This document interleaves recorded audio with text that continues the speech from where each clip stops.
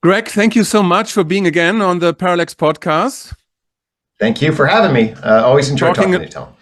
Talking a little bit about UTOK, the unified theory of knowledge. Yep. You will do a course on Parallax on, you will an introductory course on UTOK March the 10th. And of course, it's the idea is to present that course as something that endures the test of time, and it's not just for the moment, but something that people can access 5 or 10 or 15 years from now as a resource. So it's not just for you and me. It's an idea to it's a thing that should persist in time, let's say. Amen. I hope so. So I wanted to contextualize UTOK a little bit so people can get a grip and an idea of what it is. And I thought maybe we start because everybody thinks about developmental theories, and stage theories. And I noticed that you have an aspect in UTOK which is called the wheel of development, but I didn't look too well into it. So is that something similar to a stage model of consciousness, or is it something completely different? We'll put it this way, it would organize. So when Wilber did integral psychology, he started off with the stage models and the developmental models, and then he characterized them as particular lines that we could then throw, like the cognitive line and the emotion line and the interpersonal relational line and the moral line. And so if we link this to Wilber in a particular way, Wilber gave an idea for different lines of development, and then their states and stages, of course, is central to that. So what the wheel of development basically does is of course, I'm coming from more inside of academic psychology than Wilber was. Wilber's more a broad philosopher. So I'm very attuned to sort of the structure and language and categories and the confusion within psychology, and I'm trying to utilize UTOK is about getting a much clearer vocabulary and map. And I would argue that in Wilber's integral psychology, he doesn't really address what I think is the central problem, which is called the problem of psychology. Hey, do you know what you're talking about when you use the term? And my basic argument for UTOK is we actually don't. We don't know what we mean by that term. That's really, really important. I can't emphasize how important that is. And we can come back to that. But to get to your question, the wheel of development delineates, more grounded in personality research, 5 different domains of individual difference that will then develop over the course of an individual's lifetime. And you can apply a lot of developmental theory, like MHC, models of hierarchical complexity, Piagetian kind of models, to these different domains. And so what these different domains are, for example, one is identity or ego, the conception of the self. There's a woman by the name of Lovinger and other individuals in the ballpark that would look towards, hey, if we think about the ego identity from a developmental perspective, what do we see? Of course, somebody like Keegan. But anyway, the wheel of development identifies identity, and I can specify what I mean by that. Values and virtues, abilities and talents, pathologies and traits, actually, as the 5 domains of major individual difference that personality theory should look at. In the world of research and personality, generally they look at traits. They certainly look at things like intelligence. Some people look at things like ego development. A small number of people look at values and virtues. Obviously, there's psychopathology. But the wheel of development affords more or less of a generic mapping of the key taxonomy or domains of individual difference. Then you can think about them as having spokes, which would be akin to Wilber's lines. And so if you wanted to build a bridge, and I briefly mentioned this in my book, and I also did a blog on this that specifies a little bit of how you would put Wilber's lines in relationship to the wheel of development. Right. I would love to talk about, I don't know how you call it. It's not the hard problem of consciousness that is the way how consciousness connects to the brain, but it's more like, how would you frame it? Because you compare it to the hard problem in physics, where you can't really connect, overlay quantum theory and relativity theory. And so the idea is that, there are so many different streams in psychology that there's no unified theory, basically. That's what you're referring to, right? Right. That's what I call the problem of psychology. Okay. Right. The problem of psychology is when we ask the field, be very clear about what you mean by the concept of psychology. Okay. Right. The field does not have a clear grip on that answer. And I think that's really interesting. And I would say that in very strong contrast, if we go down into the natural sciences, biology is the science of life. There's virtually no dispute about that. We can get into whether or not biology is, what do we mean by life? Are viruses alive? Okay. Right. But there's no dispute about then into chemistry, basically the structure and behavior of matter at the atomic level, up into molecules, down into particles. Physics, energy, and matter across scale. We can wonder about what we mean by energy, but no one disputes that about physics, chemistry, and biology. Okay.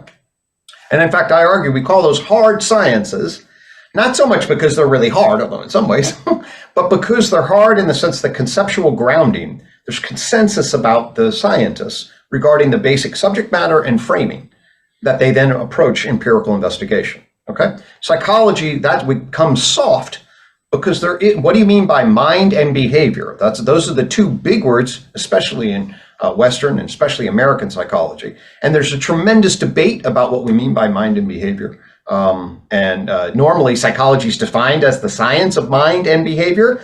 Some people define it as the science of mind. Some define it just as the science of behavior. That's what I mean by the profound, and in terms of clarifying, UTOK comes along and fixes, from within the UTOK justification, it fixes the problem of psychology.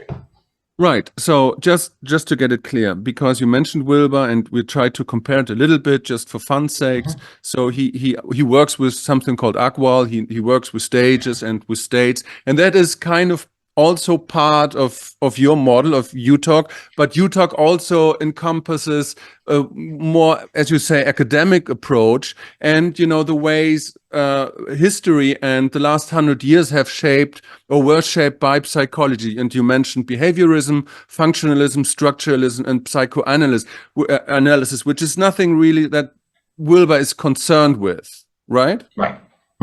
Right. Wilber takes a very broad view. In fact, he enters into psychology generally through developmental theorists, Piaget in particular, and others. And so he does not look at, he zooms out, bridges east to west, and gives us at first an evolution of consciousness across stages from sort of, and what do we mean by consciousness, all this, but basically we know becomes a colored model in relationship to evolution of consciousness. And then in his sex ecology and spirituality, magnum opus, he delineates the AQUAL model, which becomes, I think, really sort of the central iconic representation for Wilber thinking about how to think very broadly.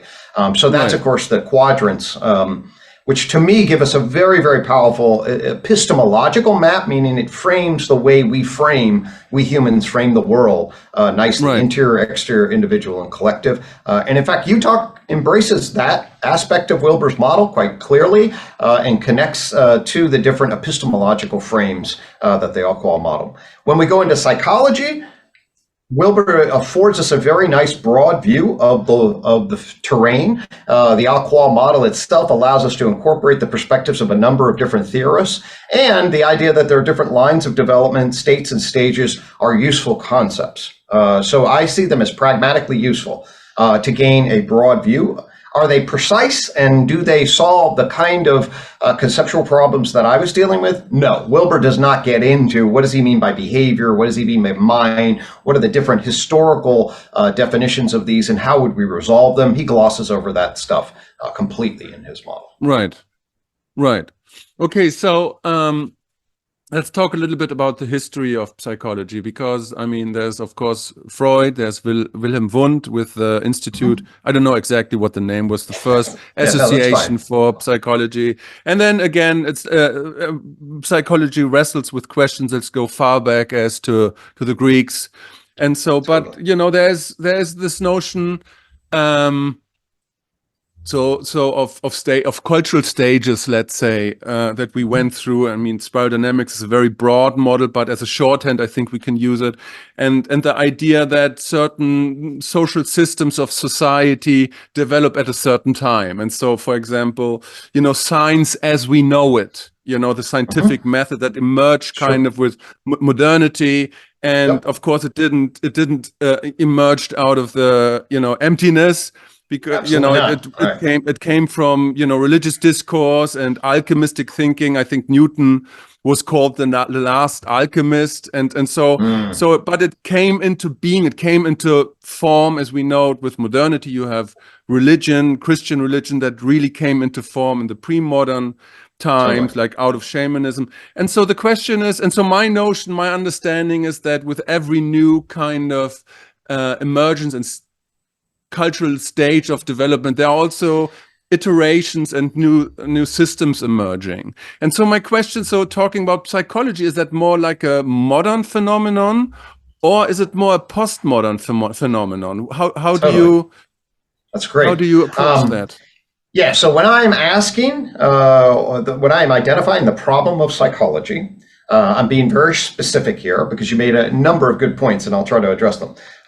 So one of the points is that we used to talk philosophy, obviously. Hey, what is this thing mind, and how should we live our lives, and what causes suffering, and all of those. In the generic sense, these are all sort of human psychology questions, right?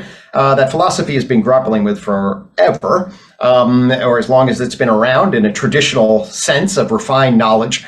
If we go in the Western tradition, put it at Socrates, the pre-Socratics, or whatever.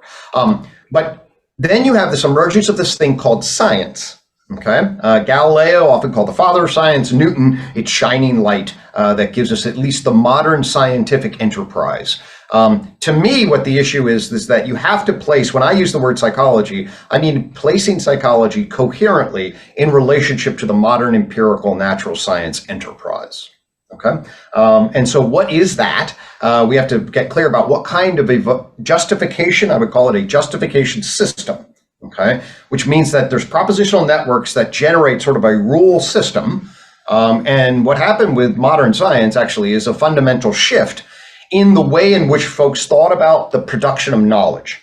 So in the philosophical traditions before, it was about building coherent systems of knowing, thinking about an integrated set of complicated theological, philosophical value questions to develop a refined, complicated knowledge network, okay?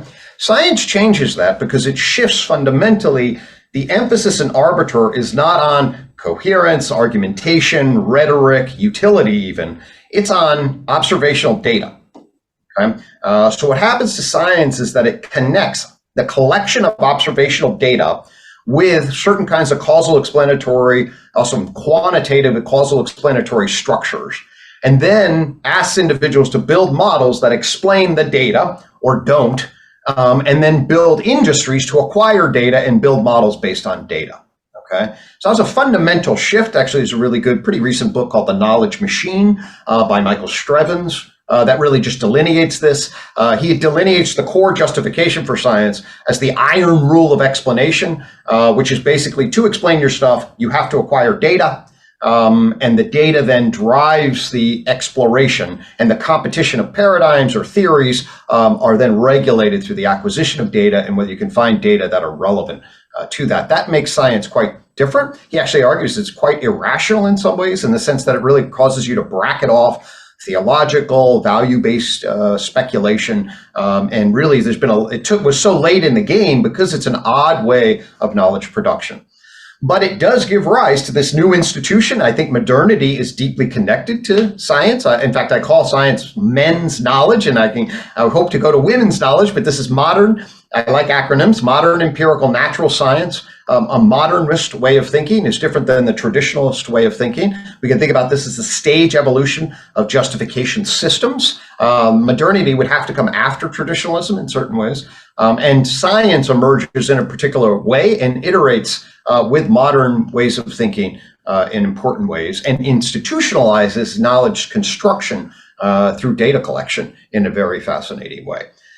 So there's a set of ideas that kind of guide science. There's also a set of practices. It is placing psychology inside of that institution that I call the problem of psychology. Can you coherently create a science of a thing called psychology that effectively reference stuff in the world? And my argument is actually no, we haven't been able to do that. There was a history of the field that started. Of course, people have been interested in this question, but Wilhelm Wundt is generally considered the father of psychology. Okay, broadly, he's a German researcher and scholar, and he starts with introspection. Okay, so for Wilhelm Wundt, the core of psychology is what's behind your eyes, your subjective conscious experience of being. That's the primary referent. So when you talk about psychology for him, it's the science of the shit that's happening behind your eyes.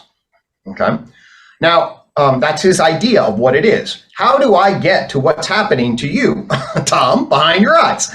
Well, you can tell me. You can be an observer of your own thought. It's called introspection, and they develop then so they like we can't see it on a under a microscope or in a particle accelerator, but one person can gain access to the inside of a person, and they develop introspection as the observable method of looking at a person's consciousness. That developed for years. It grew into what Edgar Titscher, his student, called it structuralism, and said science of psychology is the structural science of your conscious experience. And in UTOK, that's actually called Mind 2. That's a specific kind of referent. So that was one definition, okay, of what psychology was. The behaviorists, the functionalists, the Freudians, and many other people got very different definitions of what psychology was. I could go through those if that would be helpful. But there's a lot of lines in the water, so I'll pause there and see what feels right for you. Yeah, fantastic. So, because let me, please indulge me in coming back to this point, because I think that's quite interesting. So, because you're talking about justification system and the science that emerged with, and the scientific method that emerged with modernity as one specific kind of justification system. Did I get that right? Yep. And so the justification system was like, okay, how do I deal with the natural world? That was, Darwin and evolutionary theory and all of this and physics, and how does it work, and how can we use data and achieve data to create a model and predictions about the real world, let's say. Yep. And so at least in my understanding, then something happened around the turn of the 19th century, and it happened in art, and it happened everywhere. It was, tentatively called in many cases as some kind of cognitive turn. I know that's a contentious term, but there's something happened. Like, okay, now we'll start to think about justification systems, right? And so okay, so there's a critique of the scientific method, and there's like a turn towards inwardness and introspection and cultural relativism and all of these kind of cognitive relativism, all of this. And so again, the question is, even if there were like modern endeavors embedded within psychology, let's find data, let's look at behavior, whatever, is the endeavor itself, the system of psychology itself, isn't that a postmodern? And I mean that in the best possible sense. I'm not somebody who thinks like postmodernity is the scourge of history or whatever. So it's like I think there's always, I think like evolution is always something that adds something to it. It's not just and so again, won't you agree that again, the system of psychology would be more like a postmodern phenomenon?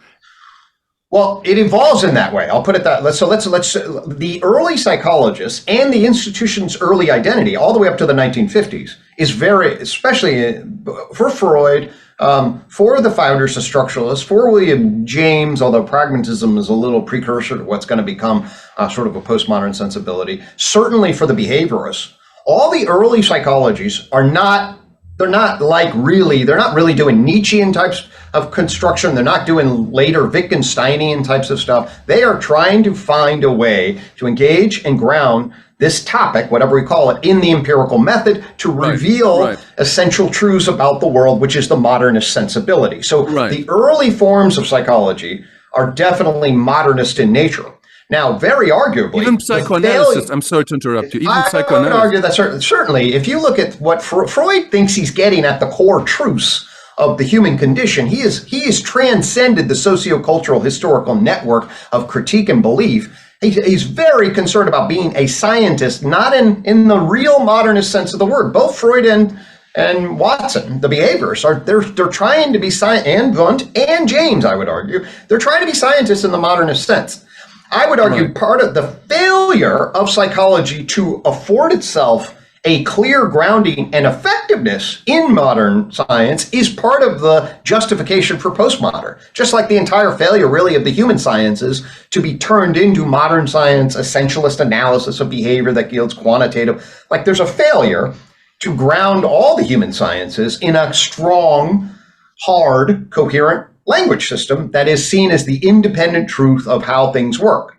Okay. Right. So I would argue that the postmodernism, in part, as like, wait a minute, when we try, this looks like people think that this will be the model for everything. It's not, it doesn't work here. This issue of subjectivity is a serious issue. It's a ubiquitous issue, especially in these domains of psychology and the human sciences. And we aren't able to frame everything through this. And not only that, you also get the justice critique, whereby people start using psychology technologies for things like intelligence testing, organizing institutions that ultimately benefit powerful people. And so then it becomes an arm of the neoliberal machine. So you get a postmodern critique at the level of justice. So you get a postmodern critique at the level of knowledge. Hey, you can't do this. And we can get into why. Basically, it's a language game and everything is contextually and, dependent upon intersubjective agreement rather than some objective truth. We can't figure out what that objective truth is. And so I think I would say to you that they try. Its failure is basically part of what I think would generate sort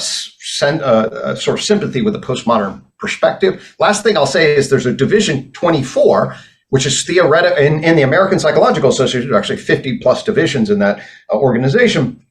Division 24, of which I'm a part, is theoretical and philosophical psychology. It essentially is only postmodern.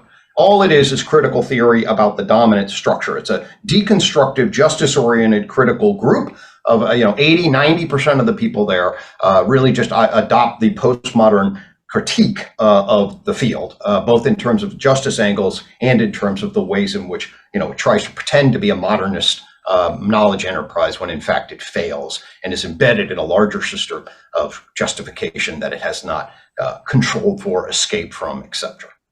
Right.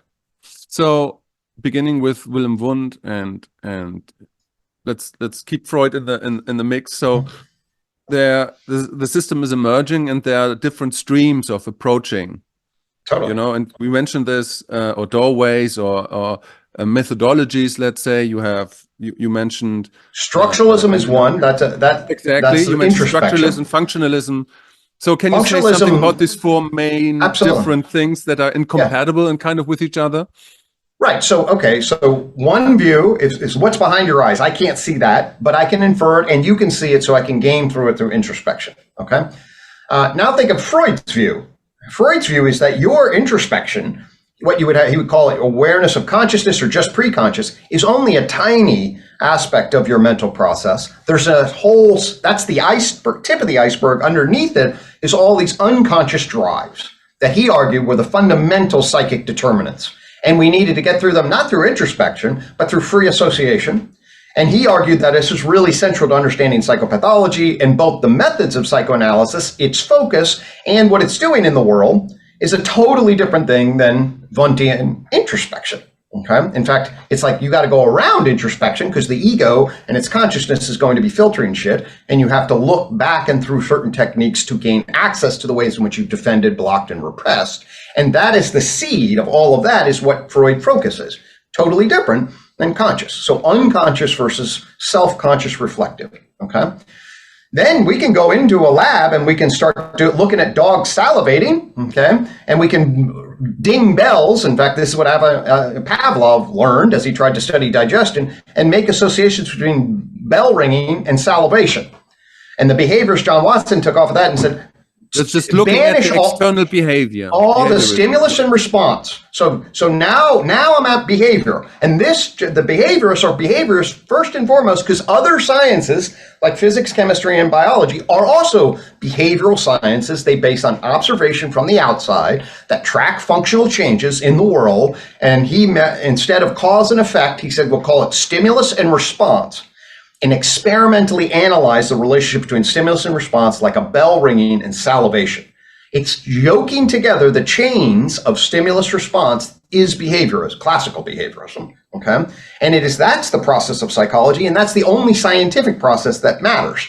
So I can see your stimulus response. That's a totally different category than consciousness. In fact, you're not even supposed to be allowed to talk about consciousness in the early classical behaviors. Anything that's like talking about God. So if you say, well, I have the dreams and it's my consciousness, then I can say, well, I can observe your behavior. I assume you're essentially a zombie from a behaviorist perspective, an early behaviorist perspective, and I'm just going to watch your behavior as what you do. Okay, that evolves, and there are different behavioral lines, okay, that try to deal with the zombie problem. All right. Closest to what UTOK will become, but still different, is the functionalist approach. The functionalist approach this is from William James, presupposes conscious mental life, and it says that conscious mental life is essentially trying to solve adaptive problems in the world, and this is true not just of humans, but of animals in general. Okay. So the functionalist approach looks at the ways animals and humans, for example, adaptation problems to the niche constantly. Yeah, absolutely. Exactly. Right. So how do you constantly adjust functionally based on feedback and your goals to achieve particular kinds of outcomes? That's why. So it's the pattern of adjustment and the agent arena relationship, okay, is really what functionalism is about. So think about those. Like, what is the structure of your inner consciousness? What's your unconscious? What are stimulus response patterns that we can track in the lab? And what are the functional patterns of animals and humans as they adjust to the environment? Those are all different reference points. And no one had a big picture view that allowed us to stitch together those things in the world in right relationship so that we could see how they would connect. The first chapter in my book is in my first book, 2011 book, A New Unified Theory of Psychology, is called From Racing Horses. In other words, I'm going to find a school of thought, and I'm going to be a behaviorist, or I'm going to be a psychoanalyst, and then I'm going to compete to gain dominance, either in practice or research. That's my horse that I'm on. To seeing the elephant, that's the John Godfrey Saxon of a famous metaphor in India, where five blind men happen upon an elephant, and grab a hold of an aspect of it. So one grabs a hold of its leg. Elephants are like tree trunks. Okay, and another grabs a hold of its tusks and says it's a spear. Well, that's what I'm arguing happened in the early phases of psychology. They were grabbing a hold of this thing, mind and behavior domain, didn't know how to carve it up, grabbed a part of it, said this is what psychology was. Other people grabbed other aspects of it. 30 years after psychology gets launched, the system has already identified it as a crisis, meaning these different schools of thought talk about different things in the world and there's no way to tie them together. The crisis is never resolved. Okay, it's never resolved, and it just sits there. Other things come along, but ultimately psychology, if you look at it, you open up a textbook, it's going to tell you that psychology is interested in human behavior generally, but they don't say what's the relationship to human and animal behavior. They say behavior and mental process. The thing that a psychologist really does is it applies he or she applies the scientific method. Okay, so we are what I call methodological fundamentalists or methodological behaviorists, meaning I don't learn a theory of psychology. I learn the scientific methods of behavioral science research, and then I utilize my knowledge of that to apply it to the area of interest. And then psychology divides up the world into all sorts of areas of interest, mid-level theories, domains of study, and then produces an incredible amount of empirical psychological science, then produces an incredible amount of research on those areas. But there is no network that ties all that stuff together and tells you where it all is. And even Wilber's is not a good model for that. UTOK is the model. UTOK's like, I know how to do this. Yes, and it solves the problem of psychology. Yes, so I will ask the Goldilocks question, of course, is UTOK an integral theory? But, before I do that, so, I mean, complexity theory, we know that before there's an emergence coming up on the level before, every niche, every possibility has to be differentiated. And so you need these 2 or 4 different methodologies to really flesh themselves out and really try everything in order for meeting an impasse and for the evolution you drive to. Oh no, now we need a big picture. Now we need something that connects all these different independent kind of tissues and methodologies. And so now is UTOK an integrative or an integral model in your... Absolutely. It cuts across the different schools of thought. It assimilates and integrates the key insights from the major schools of thought. So it affords us a meta-theoretical structure and a metaphysical, and I can explain what both those terms mean, a descriptive metaphysical and meta-theoretical structure to place in right relationship the key insights from the major schools of thought and allow us to see the elephant as a whole. Right. And access and use the different methodologies to our purpose. And access, certainly the methodology. So that's right. So there's methodologies and then causal explanatory frameworks. What UTOK does is it shows the fractured, chaotic pluralism of our causal explanatory frameworks around this thing called mind and behavior, and then stitches those together and then gives you, oh, this is the way we describe and explain things pertaining to these concepts. And now when you have that, it's totally, you get a totally different ball game as far as I'm concerned. Yeah, it's something like the world. It is like something like Aqual, but for different approaches of okay. Totally. So the ground, just like Aqual is a great epistemological framework, okay, meaning that it helps seize, there's interior, exterior, individual, collective. These are frames of reference. That's what I would emphasize, but Wilber doesn't always claim it exactly that way, but that's my emphasis on it. So UTOK has a ontology called the tree of knowledge system, okay? An ontology is a map of reality, okay?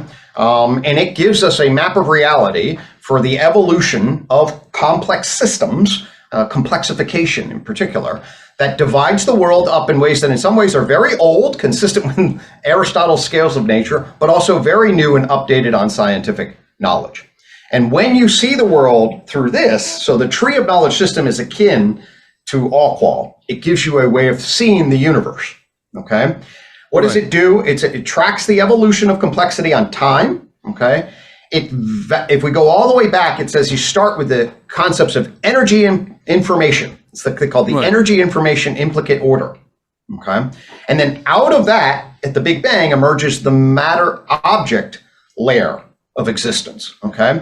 So now that's an important thing. It's like the mechanism just goes down to matter object. We know in modern physics that there's a layer beneath that. I think it's properly labeled the energy information implicate order, okay? Out of which then the network of objects emerge, first at Big Bang and then through all sorts of other emergent complexity at the material dimension of complexity, okay? The tree of knowledge then depicts the evolution of life as a whole nother dimension of existence, okay? And what makes it a new dimension? The evolution of information processing networks and communication systems, information processing systems, communication networks, give rise to a whole nother complex adaptive plane of existence, okay? And of course, everyone can sort of see that, life is, okay. UTOK identifies the reason that life really is so different is precisely because it's got a novel information processing communication network, okay? And then it applies that model and uses a diagram to show a vision logic of replicating that at the level of what I call minded animals, okay? Minded animals, because have brains and complex active bodies. And they opened up a whole new design space, which we actually call behavior, but it really should be animal-minded behavior, okay? Animal-minded behavior is the ways in which animals behave so differently than organisms. Life is the way organism behaves so differently from inanimate material objects, okay? And there's a joint point, the argument is, at the Cambrian explosion, a joint point is like through a particular process of feedback loop, explodes a complex dynamic, okay? This is what's missing in many, many models, is that there's an entire dimension of mindedness that we can see. I can watch your mindedness right now. If you had a dog behind you, I could watch your dog's mindedness. The mindedness is the sensory motor loop of a complex active body and a brain engaged in the animal and arena relationship. That's what mindedness is in UTOK's language. You notice that we don't have a term for the layer of animal activity, okay? UTOK gives us that and says that's what we've been missing. Mindedness is as important to our way to see the world as life, okay? So when you go for a walk in the woods, you should be able to see the living stuff in the mushrooms and the plants, and if you had a bacteria, and then you see the birds and the bees, they're also alive, but they're minded. Okay? And then UTOK further goes on and says, actually, for one minded primate, we discovered another information processing communication network system, talking in essence, that gave rise to the capacity to build systems of justification. The evolution of culture is the evolution of these systems of justification from oral indigenous into traditional civilized, into modern scientific, into postmodern critical, and I hope into metamodern synthetic integral. Right. Okay, so we're talking now about language, and that you created a certain language to point to certain phenomena. So how do you have a language for, the domain that Wilber is mostly concerned with, mystical states, non-dual states, higher paramind and metamind and overmind, all these kinds of things that he adjusted from and took from Aurobindo, basically these states that you can experience in some peak states, I would say, but are not subjected to, any real. There's absolutely a frame for that. In fact, John Vervaeke and Zach Stein and I talked about this in a series we did on toward a transformational metapsychology. Toward a metapsychology that can hold human transformation. We had a whole section in Aurobindo and Wilber in that series and talked about how UTOK and Zach Stein gave his frame, and John Vervaeke and I have also talked about his analysis of recursive relevance realization, what it means for transcendent conscious states, fits right with UTOK. That actually is not my primary concern. Okay, though. Right. So it's available. It's available. It's not where my focus has been. It's not where my emphasis has been. My emphasis is getting a concrete, clear language for framing our everyday gross interactions and experiences. Okay? Right. So it's not about sort of the more esoteric or higher levels of subtle causal consciousness like Wilber tried to emphasize, which is great. I mean, it's fine. This is like, hey, what's happening between us now? Okay. Right. At the level of us as behaving animals, minded animals, okay, influencing primates and justifying persons. That's what I'm interested in. And I'm interested in bringing a really specifiable language that gives us, that updates our folk psychology and says, oh, this is what you are from a natural science perspective. and actually is then consistent with that. So that's really where the UTOK focus is. No, it's amazing because, I'm old enough. I grew up in the 90s. And so I was first exposed through any form of stage model, let's say, or these kinds of thinking, through basically Timothy Leary's model of the stages of what is nervous system and the circuits of the nervous system. And then of course in the 90s, later the 90s, Wilber came, and it was the only model that claimed to be, integral and claimed to be, to present a full view picture. And then in the last 5 to 10 years, other things started to pop up that are kind of also integral adjacent, but from a different view. Totally. You mentioned metamodernism, there's performatism, there's all these kinds of different, you talk now. So what is it? Like, there's this word generator function of what is the generator function of these adjacent theories of what makes something integral from your point of view, or integrative, or, after postmodern from your point of view. That's a really great question. I think it's a fascinating cultural phenomenon. Okay, and I'll say this from a personal experience. So I've been clearly pulled into this before I was even aware that this was like a cultural phenomenon that's happening. In other words, I'm just doing my thing, and I built this whole like garden thing. I didn't realize that but I clearly could see it in retrospect. Like a sensibility in metamodern art, as your listeners probably know, is sincere irony.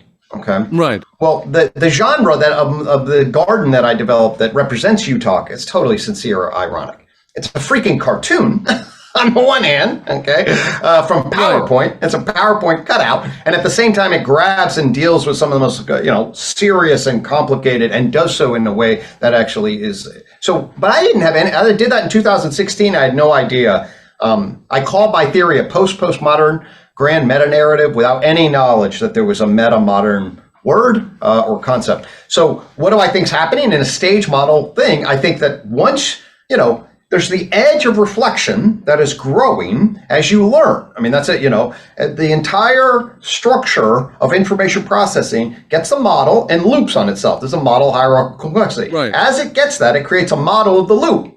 and then it manipulates the model of the loop. So as postmodern critiques modernism, it runs its course, and then the issue is, well, what's coming after that? Once we have the idea, and I just read Jason Storm's very good Metamodernism, The Future of Theory, that affords a really good articulation of sort of the breakdown, emergence of the flowering and then the breakdown, and why people are now really groping for much more integrative and conceptual, integrative and coherent frames to counterbalance the destructive breakdown that emerges from postmodern, which is essentially just a critical theory and angle. So eventually people will find that the nihilism is that overwhelming.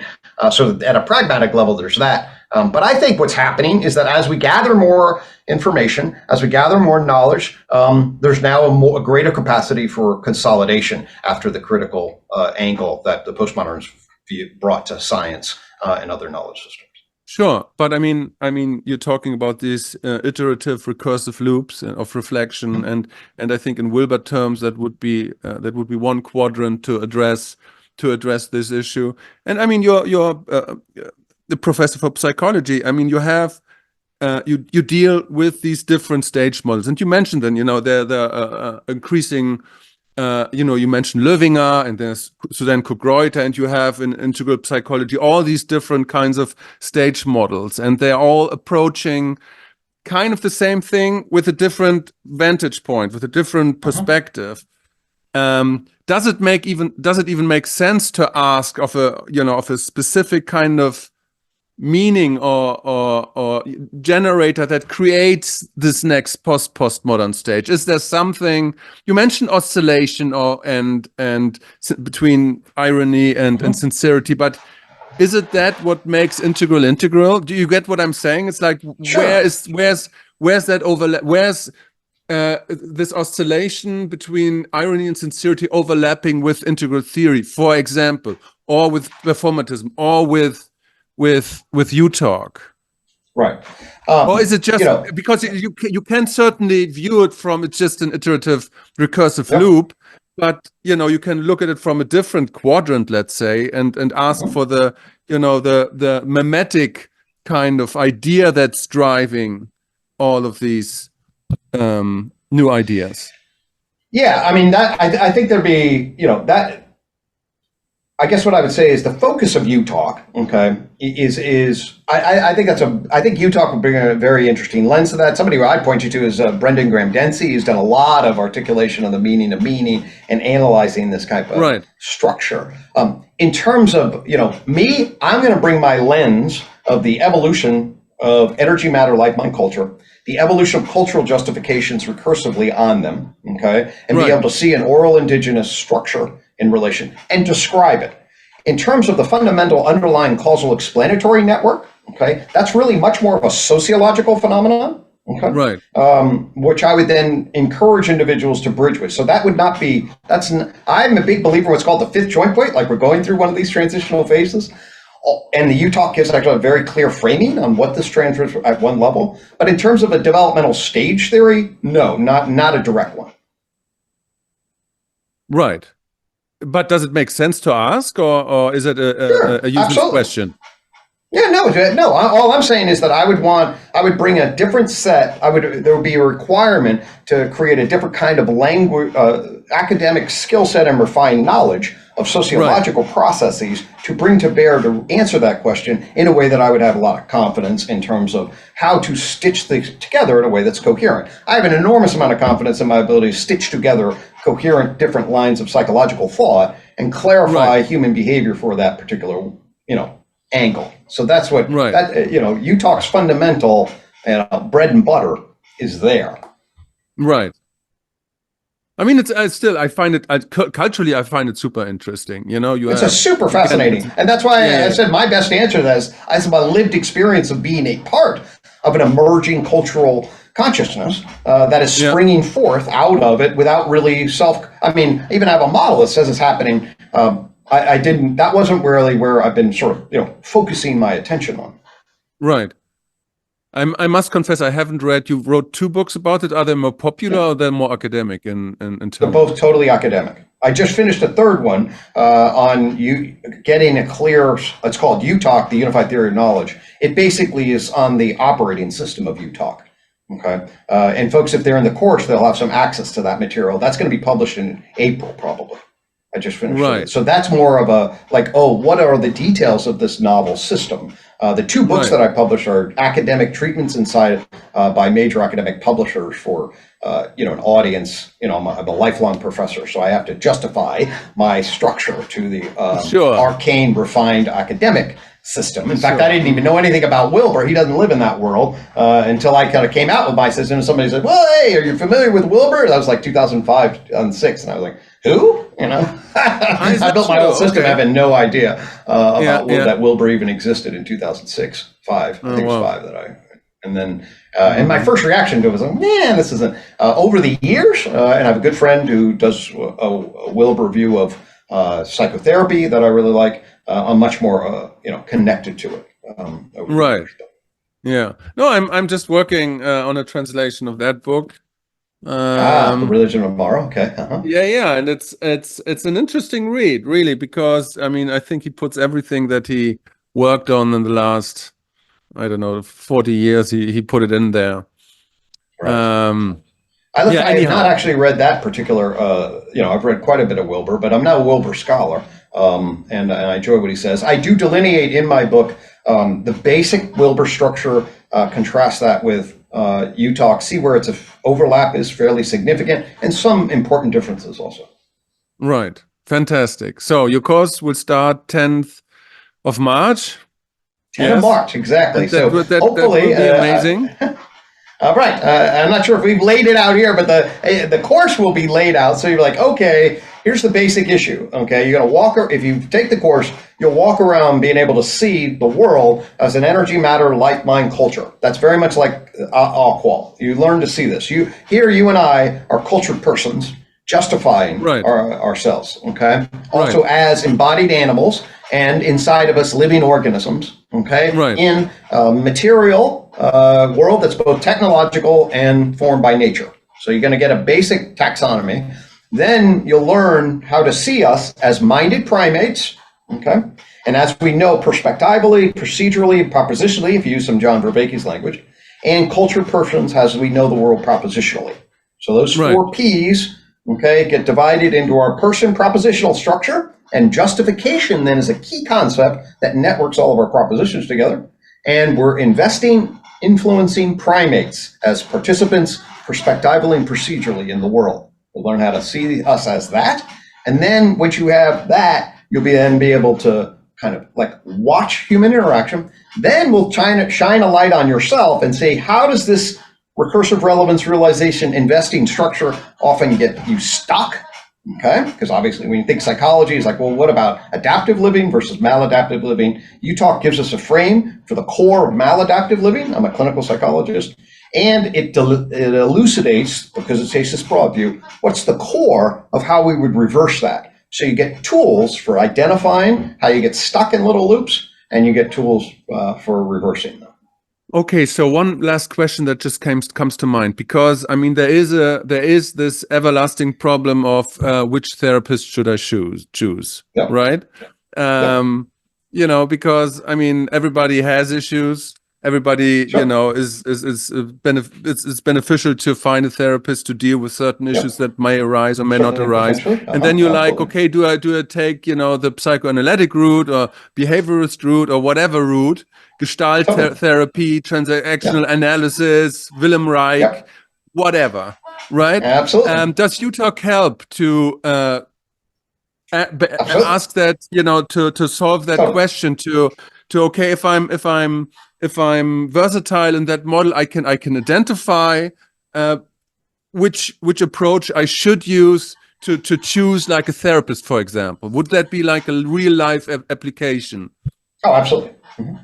Yeah. No, you say it so that, no, please elaborate. You say, oh, absolutely. Yeah. I mean, I'm just saying, absolutely. So the history of UTOK is found in the psychotherapy room. Okay, that's where it starts. I mean, it's like I'm trained to be a psychological doctor, and patient will hear this, or a possible consumer. I'm a doctor, and I hear Freud and family systems theory and Gestalt theory and cognitive therapy, and I was drawn to the CBT approach originally. I was told that the science backed that up. Okay, and then I got behind the scenes and realized that's bullshit. Okay, science doesn't back that up. In fact, science is very clear, folks. Okay, it's the psychosocial process variables, and I can be clear about what I mean by that, that matter, not the language of your therapist or their orientation.